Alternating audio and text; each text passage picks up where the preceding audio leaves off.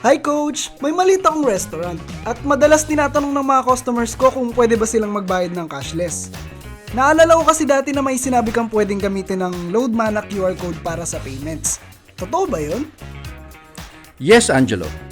Ngayon kasi, sanay na mga tao sa cashless transactions. Kaya sobrang useful ng Loadmana QR code na madali mo lang ma-generate gamit ang Loadmana Mobile App 4.8.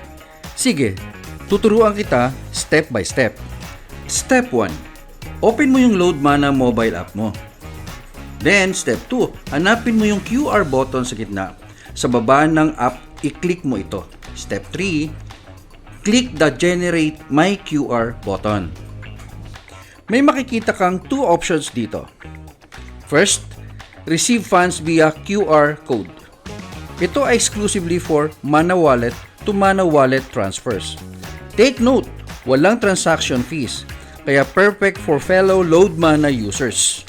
Second option, pwede kang tumanggap ng payments mula sa GCash, Maya, GrabPay at iba pang QR PH platforms.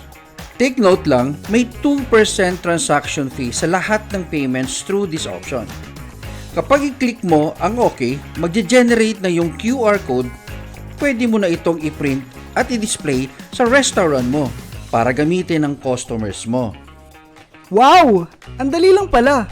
Pero Coach, kahit ba retailer lang ako, pwede ako mag-generate ng QR code for my business? Tumpak, Angelo. Lahat ng Loadmana retailers pwedeng mag-generate ng QR code para sa kanilang negosyo. Kung ikaw ay registered sa LMAP at may mga na-sponsor ka ding ibang retailers, magkakaroon ka ng rebates sa lahat ng payments na dumadaan sa kanilang Loadmana QR codes.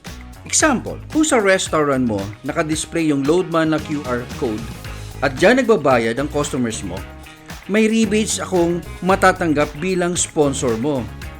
Ganun ka din naman sa mga sponsored retailers mo basta ginagamit nila yung Loadmana QR code sa kanilang negosyo to receive payment, ikaw din ay kikita.